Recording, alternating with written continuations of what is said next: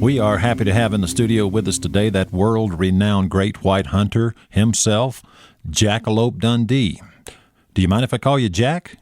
Yeah, you can call me Jack. My really close friends call me Lope, but I ain't heard that in a while. So I guess when you're out hunting jackalope, you don't see too many of your friends, huh? Well, you out there, see, you all camouflaged and covered because you don't want them to see you either.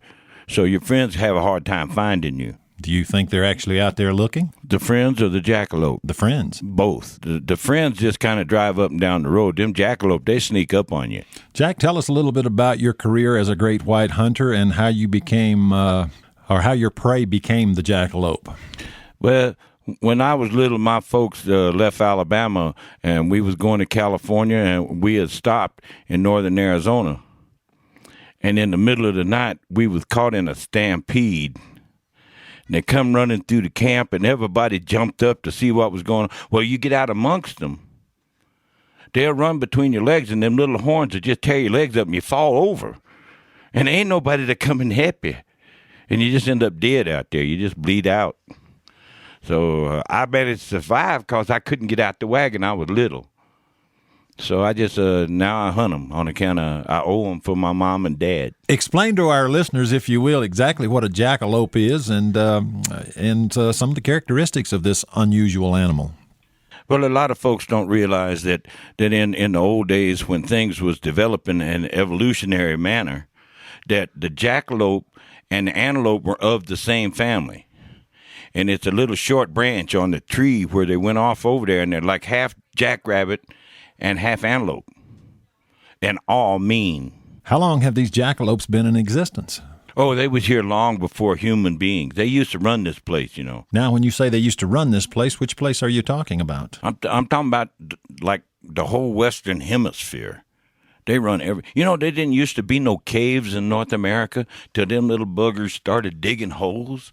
And is that where they live now? Do you find them mostly in caves, or are they in burrows? Or? Well, I find a lot of them under rocks. The light-skinned ones, they live up in trees.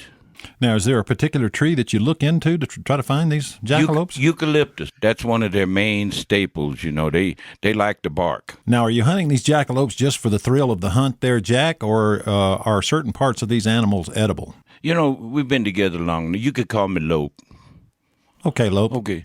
There's a lot of sport in the hunting of them, but basically it's my skill against them. See, you don't realize how hard it is to lift the rock and have the gun ready at the same time. They're really fast. They really are. I mean, see, that's what happens when you eat eucalyptus. It just makes everything fast. Now, in the process of hunting these jackalopes, Lope, what do you do with them after you've taken them? Well, if I take them in the wild, where they're out running free, then I skin them out. Now, if you scrape all the hair off, you can sell that to make hats. And if you tan them hides, because nobody's really familiar with them, I sell it as nauga hide. But if you don't catch them in the wild, I like to wait for them around gas stations. Because during the night, they'll run right into one. They just run right over them. I think they're attracted to the fumes. But you come in the next morning, they jackalope heads all in the wall and everything. Some of them look at you, they shake a little head, but it hurt. We are in the studio with world-famous hunter Jackalope Dundee. We're going to take a short break, and we'll come right back.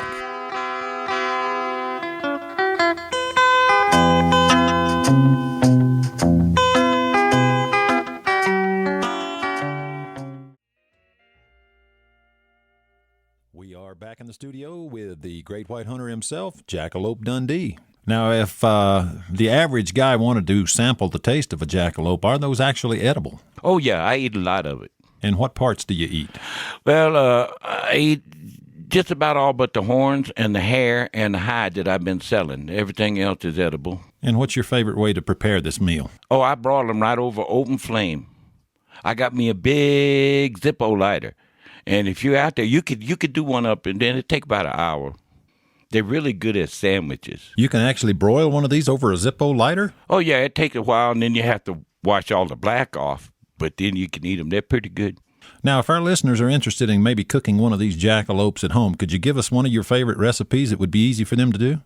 Well, You take that jackalope, you let him set for about an hour. That gives everything a chance to coagulate.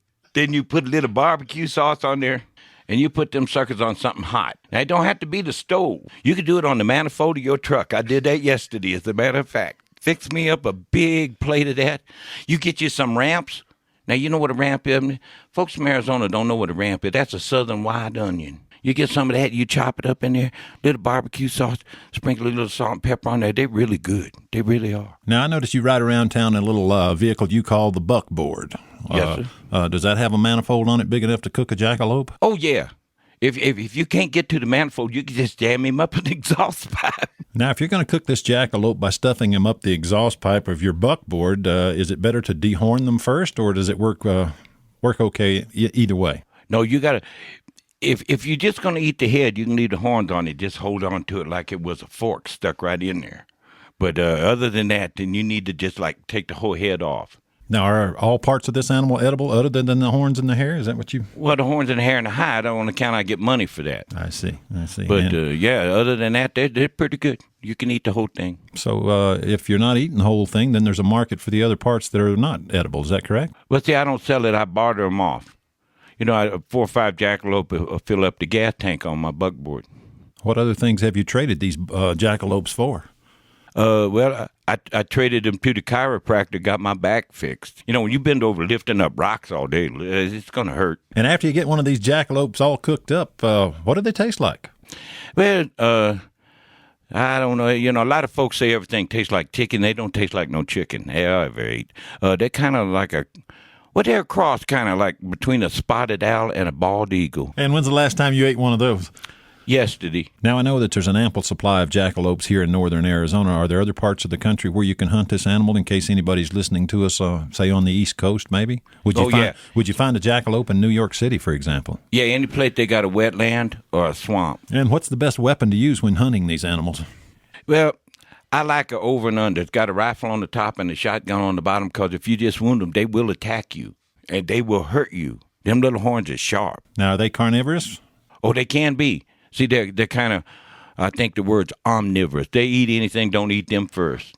So when you're out hunting these, what do you wear? You know, you should probably have safety equipment of some kind, I would think, if they're that dangerous. I got me one. I saw it on TV, and I ordered it through the mail. I got one of them shark suits.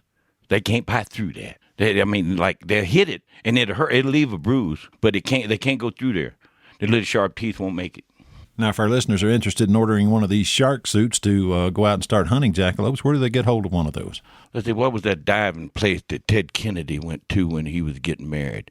I don't know. I would probably look for underwaterhunters.com. So not only are you a great white hunter of all these years, that you're now internet savvy.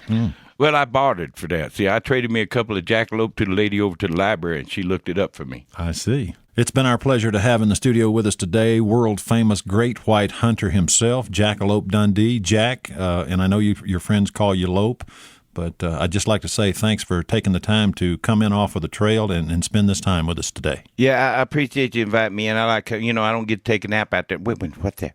Look at that. Look, they're going by the door now. Yeah, I got that one. Anybody want a sandwich? A sandwich would be good. Somebody pass the mayonnaise.